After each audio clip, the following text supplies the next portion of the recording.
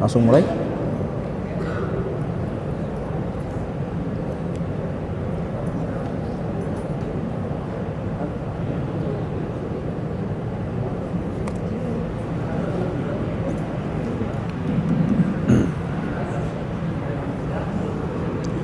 Langsung kita mulai, Mas.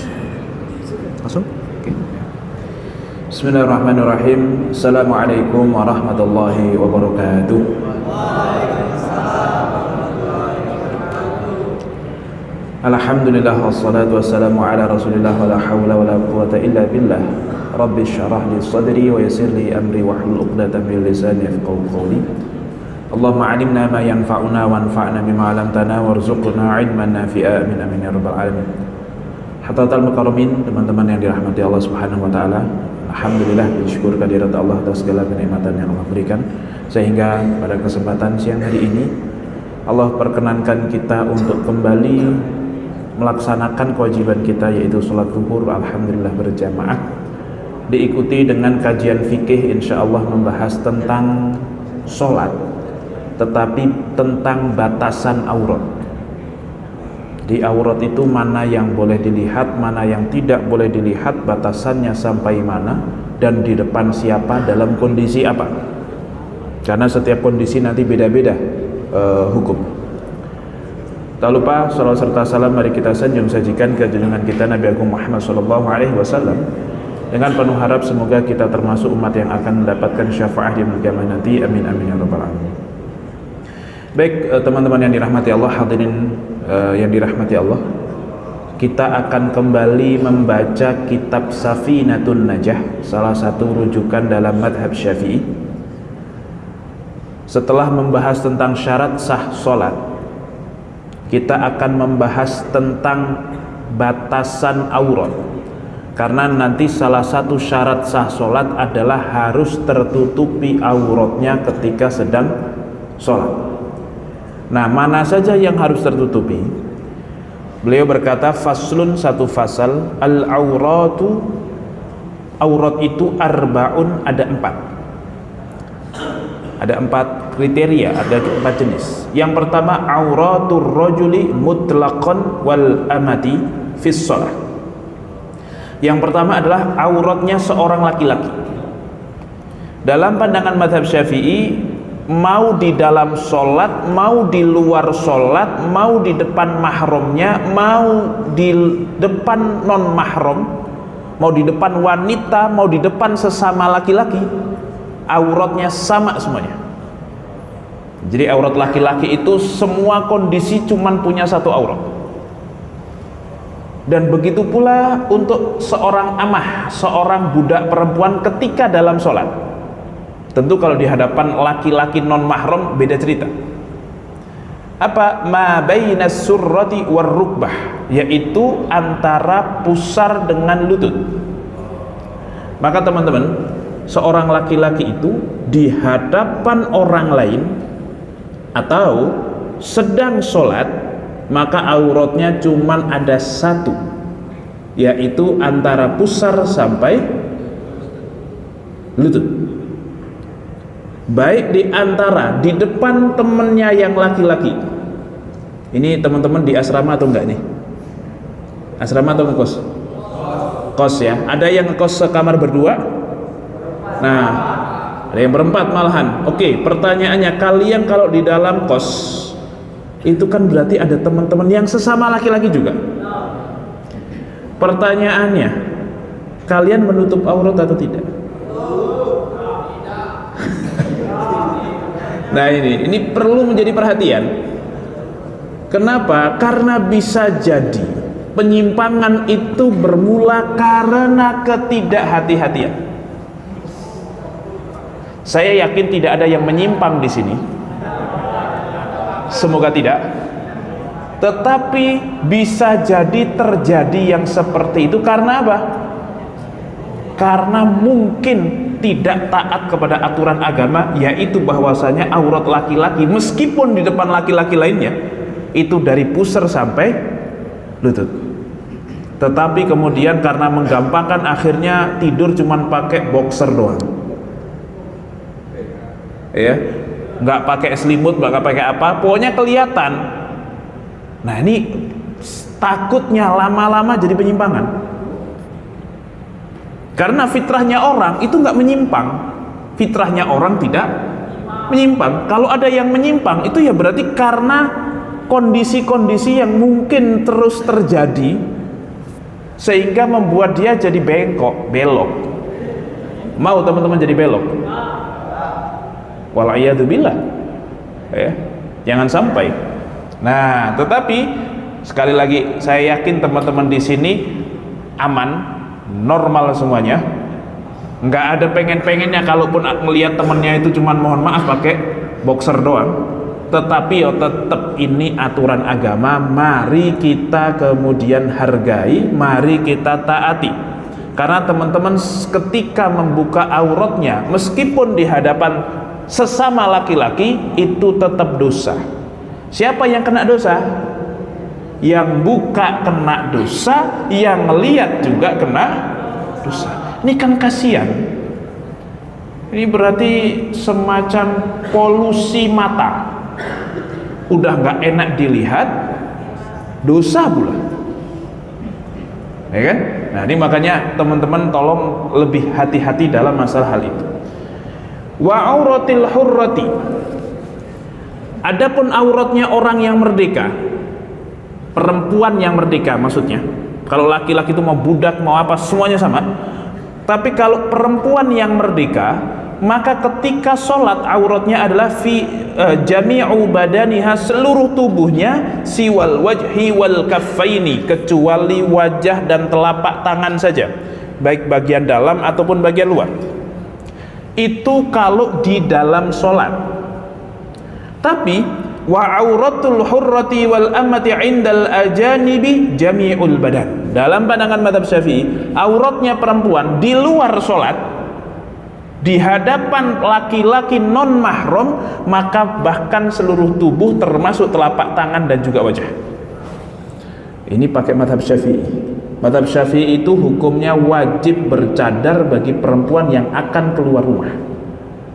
Maka kalau yang aplikator atau penganut mazhab Syafi'i yang tulen itu sebenarnya Yaman. Yaman itu teman-teman kalau lihat di sana, mereka tahlilan, tetapi bercadar. Karena memang Syafi'i itu ya begitu. Sedangkan di Indonesia yang ngaku banyak Syafi'i, justru kalau sholat malah menggunakan penutup tambahan. Padahal kalau dalam pandangan Syafi'i atau orang-orang Yaman, kalau beliau ini mau sholat, cadarnya dibuka sholat, tidak perlu pakai mukena. Kenapa? Karena di luar sholat auratnya lebih banyak dibandingkan di dalam sholat. Di dalam sholat pun kalau sholat di masjid yang di situ ada orang lain, ya mereka akhirnya pakai cadar.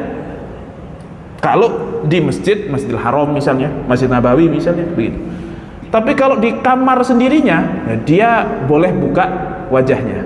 Tetapi kalau di luar, di hadapan laki-laki non mahram, wajib pakai cadar.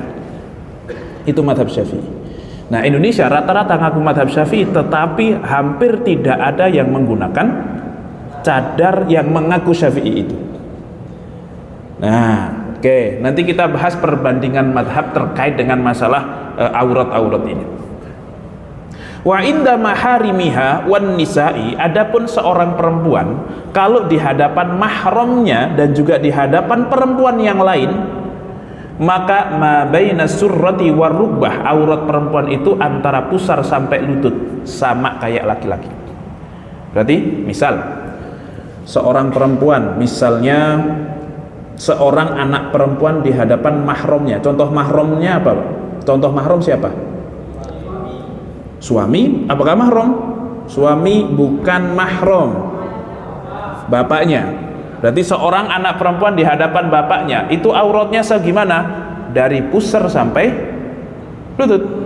Artinya kelihatan rambutnya tidak masalah, kelihatan betisnya tidak masalah. Mohon maaf, kelihatan dari perut ke atas itu tidak masalah. Maka misalnya teman-teman nanti, teman-teman punya istri, kemudian punya anak, mohon maaf, ada masanya istri dari teman-teman ini akan menyusui. Boleh nggak menyusui di hadapan suaminya? di hadapan teman-teman sebagai suami, boleh apa enggak? Jelas boleh, karena antar suami istri ini tidak ada aurat.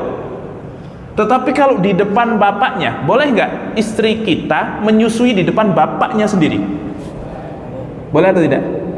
Boleh. Kenapa? Karena mohon maaf, bagian ini itu bukan Kalau dia kok nyusuin di hadapan adiknya sendiri, yang laki-laki, boleh atau tidak? Secara hukum boleh, meskipun ya kadang mungkin malu sudah. Menyusui di hadapan omnya juga boleh. Ponakannya juga boleh, tapi ponakannya istri ya, bukan ponakannya suami. Nah, ini mahram. Ini secara hukum seperti itu di dalam pandangan mazhab Syafi'i. Tetapi berarti mohon maaf, perut ke atas ini bukan aurat, tetapi paha di atas lutut ini malah aurat. Dan kebanyakan anak-anak zaman sekarang di hadapan bapaknya, abangnya, adiknya yang laki-laki itu kalau baju pakai atas mah aman, tetapi apa yang sering kelihatan? Paha. Nah, ini bapak-bapak ya yang punya anak perempuan, jangan biarkan anak perempuan itu kemudian terlihat pahanya. Kalau sudah gede, tentu sudah menjelang baligh ya, terlihat pahanya di rumahnya sendiri. Meskipun di rumah itu cuma ada bapaknya sama abangnya, tetap tidak diperbolehkan yang demikian. Ya kalau masih kecil-kecil sih nggak apa-apa, usia 3, 4, 5 tahun nggak masalah. Tetapi kalau usianya kok sudah menjelang 9 tahun, 8 tahun, menjelang haid, maka ini wajib untuk diajarkan supaya tidak membuka auratnya meskipun di hadapan bapaknya sendiri. Oke, Ustaz, saya orang baik-baik saja, saya tidak akan melakukan pelanggaran penyimpangan. Tetapi kita tidak pernah tahu, Pak. Yang melakukan penyimpangan itu juga tidak pernah pengen melakukan penyimpangan, Pak. Pernah ada gak kasus, mohon maaf, bapaknya sendiri memaksa bahkan kepada anaknya sendiri? Seorang bapak memaksa kepada anaknya, ada kan kasus itu? Ya mungkin dari situ. Maka kita harus hati-hati. Jangan sampai harusnya rumah yang melindungi anak-anak perempuan tersebut, malah dosa anak perempuan itu dimulai dari rumahnya sendiri. Oleh siapa?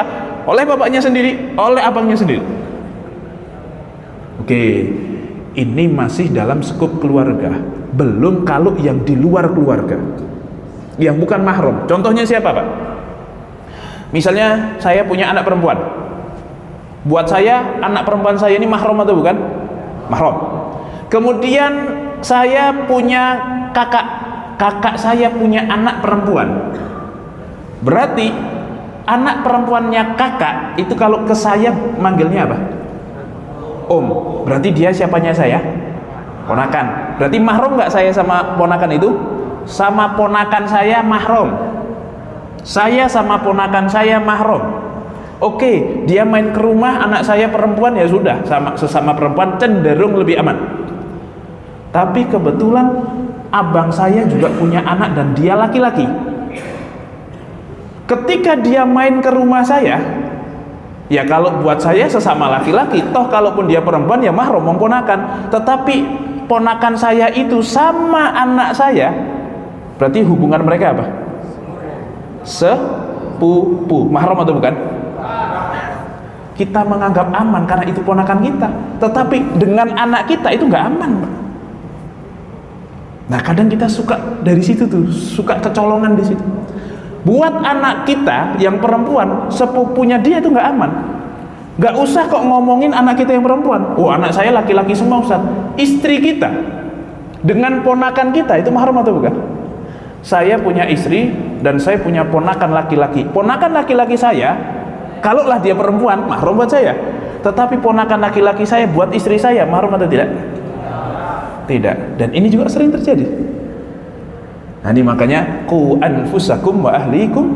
Nah, mungkin kalau istri kita, anak kita keluar rumah pakai jilbab sudah, tapi di rumah sendiri malah kita expose.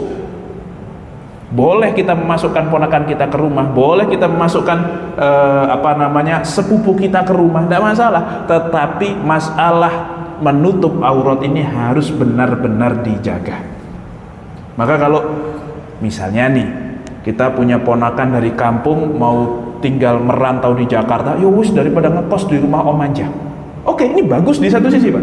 Tetapi pikirkan kira-kira dia laki-laki atau perempuan.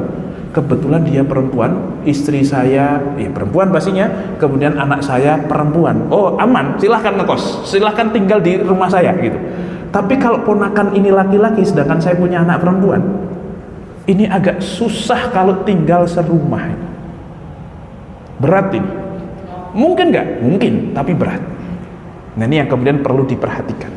Oke, ini terkait dengan aurat perempuan di hadapan perempuan lainnya atau di hadapan mahramnya.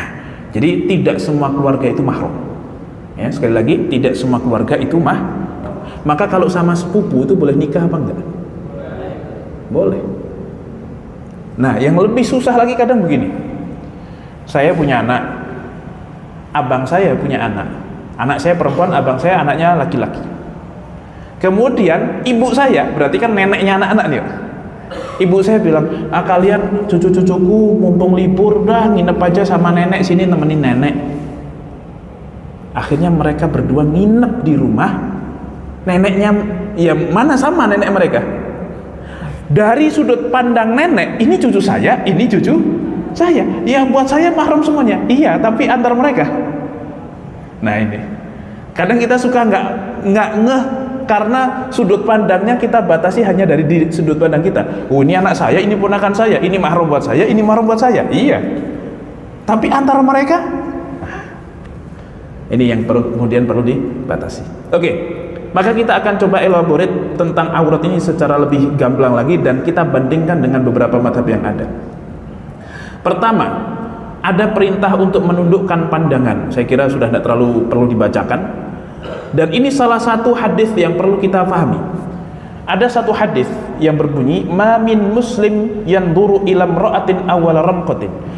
Tidaklah seorang muslim yang mana dia melihat seorang perempuan yang bukan mahram tentunya, pandangan pertama, melihat seorang perempuan di pandangan pertamanya, tsumma yaghuddu basarahu, kemudian setelah melihat pandangan pertama dia menundukkan pandangannya, illa ahdatsallahu ta'ala lahu ibadatan yajidu halawataha fi qalbihi, kecuali Allah akan berikan kepadanya kecintaan atau kenyamanan di dalam ibadah, di dalam hatinya.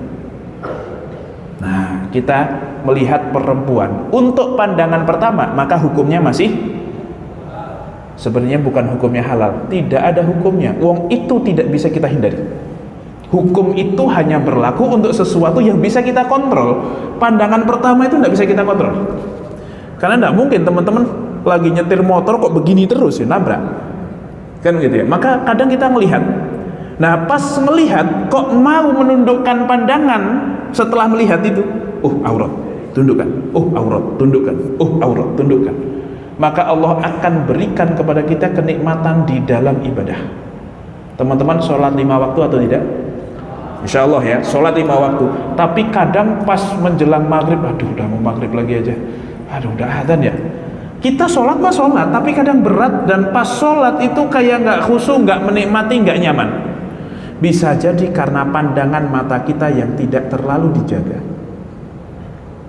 Nggak usah kok kemudian keluar ke mall, kita di kamar pakai HP saja sudah susah nundukkan pandangan itu, teman-teman.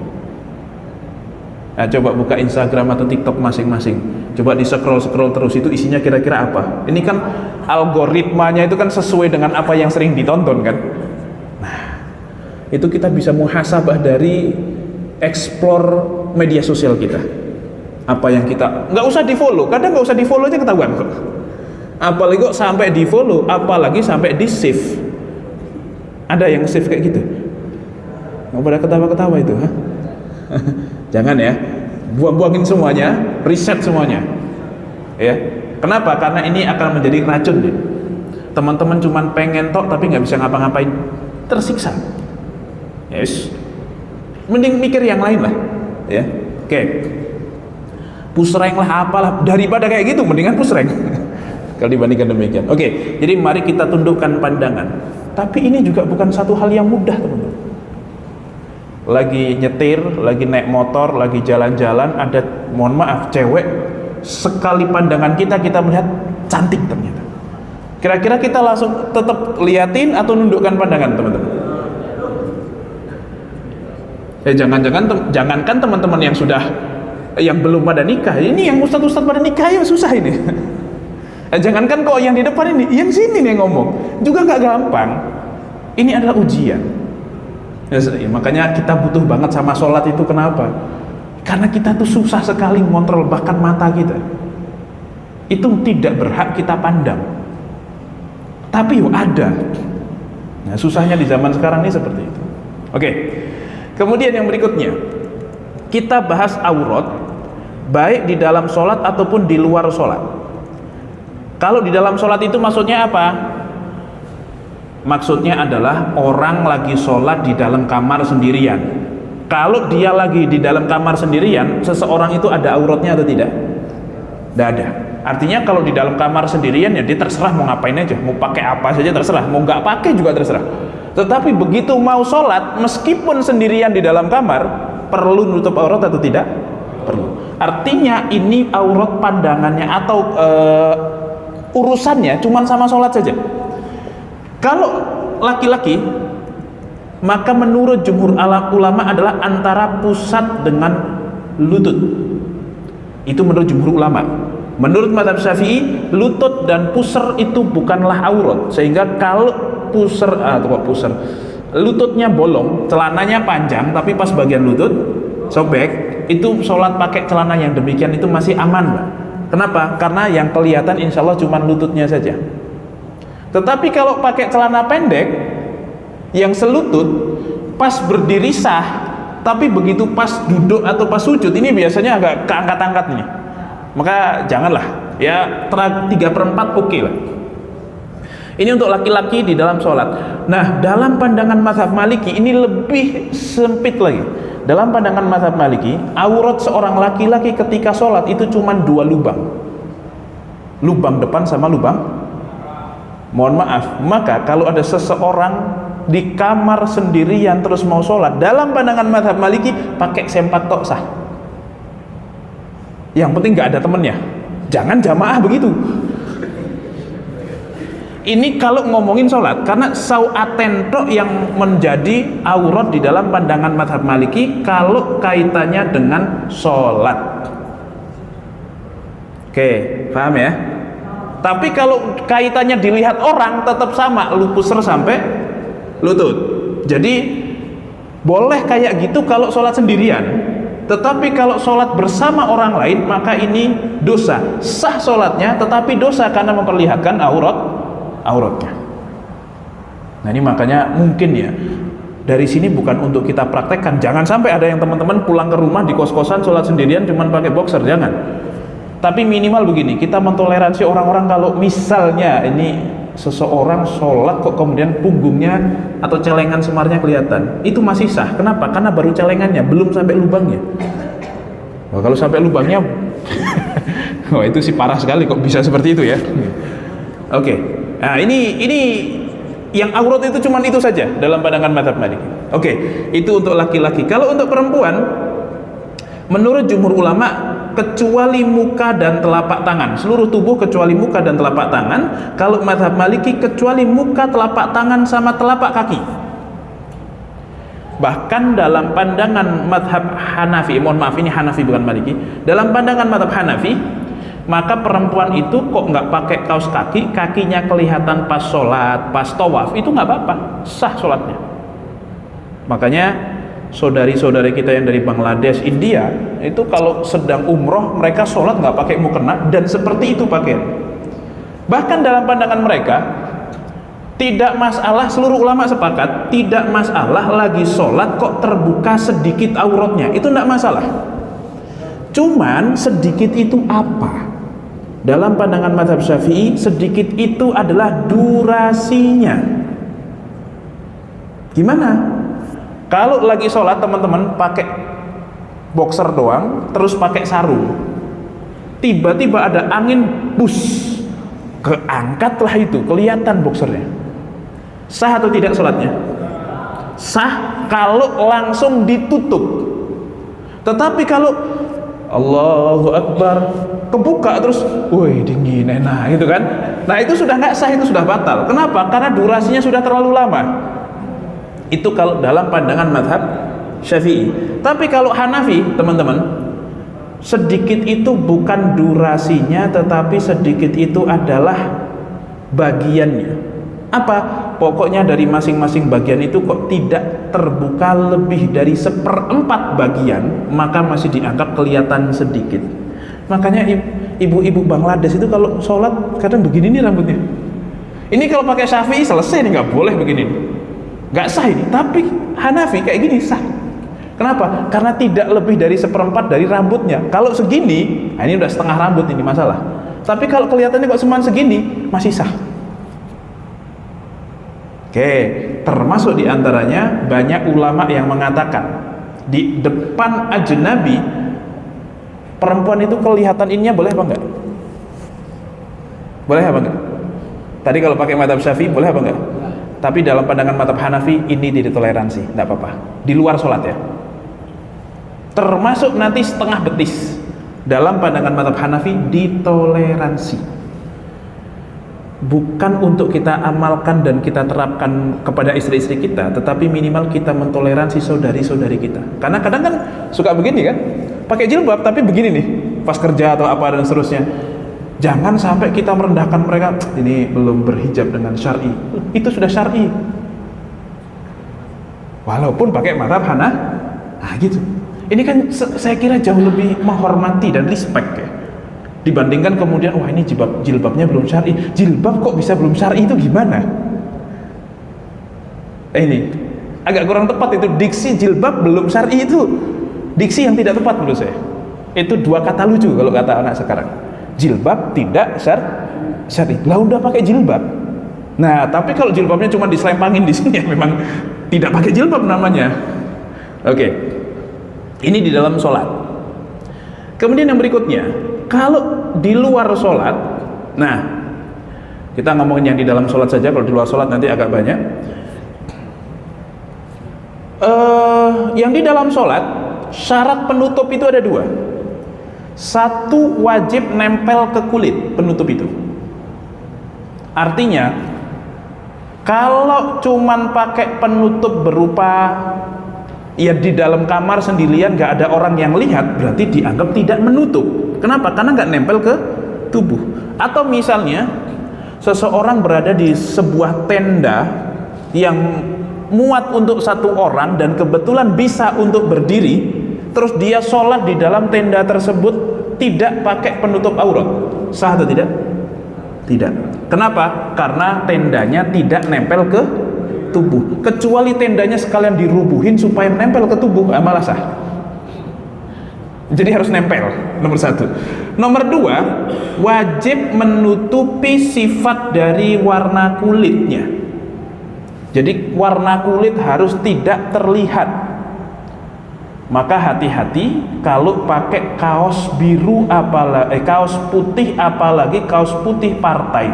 Itu biasanya kayak saringan tahu. Itu teman-teman pakai kaos dalam kelihatan. Bahkan mohon maaf yang ibu-ibu juga dalemannya kadang. Nah ini ngeri, ini bahaya ini. Jangan pakai yang seperti itu. Oke, syaratnya cuma 2. Maka yang penting nempel dan kulitnya tidak kelihatan secara warna cukup. Masalah ketat bukan syarat. Maka dikatakan menggunakan pakaian ketat boleh apa enggak? Di dalam kitab Mughnil Muhtaj, Imam Ar-Ramli mengatakan la hajmiha wa syurutus satir, syarat daripada penutup adalah man'a idraka launil basyarah. Man'a idraka launil basyarah, yaitu menghalangi untuk kita melihat warna dari kulitnya. La hajmiha, bukan bentuk dari tubuhnya. Berarti kalau ketat itu secara hukum masih sah sholatnya kalau dia sholat sendiri di dalam kamarnya. Jadi kalau sholat sendiri di dalam kamar, seorang perempuan nggak pakai mukena, pakai kaos kaki, pakai legging. Kalau legging putih biasanya agak nembus, legging motif macan lah misalnya begitu. Kemudian atasnya cuma pakai manset, terus pakai jilbab renang gitu, yang ketat semuanya, secara hukum sah meskipun makruh. Secara hukum sah, itu untuk sholat. Tapi kalau di luar sholat pakai pakaian yang ketat kayak gitu, boleh apa enggak? Ya, ketatnya tergantung di mana. Makanya ketat ini tidak haram karena ketatnya, tapi ketat itu haram kalau mengundang fitnah. Maka kalau ketatnya kok di kaki, ya nggak apa-apa. Kaos kaki ketat nggak? Ya, kalau kaos kaki gede malah repot itu. Karena di kaki. Mohon maaf, kalau ketatnya kok di kepala atas, nggak masalah. Ketatnya di sini, nggak masalah. Di sini, nggak masalah. Tapi mohon maaf, di bagian-bagian tertentu, kalian juga tahu bagian apa itu. Kalau ketat di bagian itu, ini menimbulkan nah maka di situ saja yang perlu kemudian diperhatikan, jangan sampai terlalu ketat dan menimbulkan bentuk sehingga membuat sebagian laki-laki berimajinasi tentang apa isinya. Nah, ini wal'iyadu billah. Oke, maka laki-laki khilaful aula pun dengan laki-laki. Teman-teman kok pakai celana, zaman dulu tuh, kalau zaman saya ada istilahnya celana pensil, teman-teman. Itu ketat itu. Itu sebagian orang pakai celana harus pakai plastik dulu supaya masuk. Itu nyiksa diri itu. Nah, itu tetap sah, tetapi hukumnya makruh. Bukan makruh, khilaful aula. Tapi kalau perempuan hukumnya adalah makruh. Oke, sekali lagi kita tahu hukum ini bukan untuk kemudian wah berarti kalau kayak gitu pakai pakaian ketat nggak apa-apa ya selama tidak mengundang fitnah. Bukan begitu. Bukan untuk kita amalkan dan kita praktekkan, tetapi lebih kepada kalau kita tahu ilmunya, kita tahu batasan paling rendahnya, kita bisa mengatakan kepada saudari-saudara kita yang mungkin belum lebar, belum pakai pakaian yang aman lah begitu ya, sah tapi kurang aman begitu, tapi minimal kita bisa respect, kita bisa menghormati, oh beliau sudah menutupi aurat. Nah, kurang lebih seperti itu. Baik, ini terkait batasan aurat di dalam sholat. Baik, mungkin cukup itu materi pada kesempatan siang hari ini, karena sudah hampir jam 1. Sebelum kita akhiri, mungkin 1-2 pertanyaan kalau ada, monggo silahkan. Kalau tidak, kita cukupkan. Ada yang ingin bertanyakan? Monggo silahkan, Pak.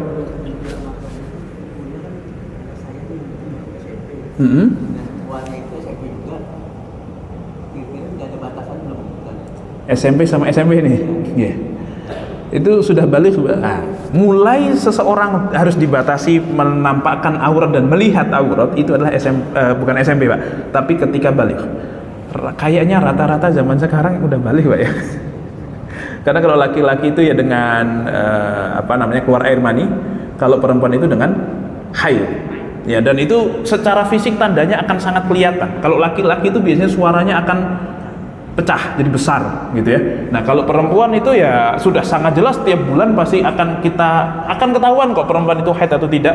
Kalau itu keluarganya, ibunya masih tahu, tidak mungkin tidak tahu. Nah, maka bahkan sebelum mereka benar-benar haid pun sudah harus dibatasi, Pak. Kapan? Yaitu menjelang gede. Karena bocah itu, Pak, sebelum mereka balik biasanya kan hormonnya sudah mulai mengumpul dulu, baru pecah telur dengan haid atau dengan keluar air mani. Sebelum itu mereka sudah ada hormon pertumbuhan yang agak signifikan itu biasanya.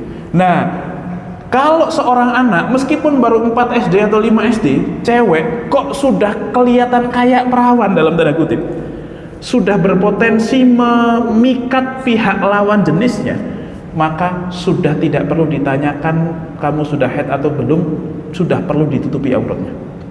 Kurang lebih begitu, Pak. Nah, ini satu hal, satu fakta, satu ilmu yang mungkin kita jadi waduh berat ya gitu ya. Tetapi tidak apa-apa. Yang penting tahu kalau itu harus diperhatikan. Perkara kita masih belum bisa konsisten, insya Allah konsisten itu masalah waktu, Pak. Yang penting kita tahu ini masalah, kita harus perhatikan itu, kita harus perbaiki itu, karena yang penting itu progres kesananya semakin lama semakin baik. Ngerti, Pak? Oke. Allahu a'lam. Baik, saya kira cukup ya teman-teman ya. Semoga kita semuanya diberikan kesehatan, keafiatan, panjang umur di dalam ketaatan kepada Allah Subhanahu wa taala. Semoga kita diberikan keistiqomahan di dalam mempelajari ilmu agama dan mengamalkannya, dan semoga kita semuanya diberikan sisa umur yang berkah, manfaat, yang kemudian nanti kehidupan kita ini akan ditutup dengan kondisi yang terbaik, yaitu kondisi husnul khatimah. Amin amin ya rabbal alamin. Mungkin cukup itu dari saya, kurang lebihnya mohon maaf. Billahi taufiq wal hidayah. Wassalamualaikum warahmatullahi wabarakatuh.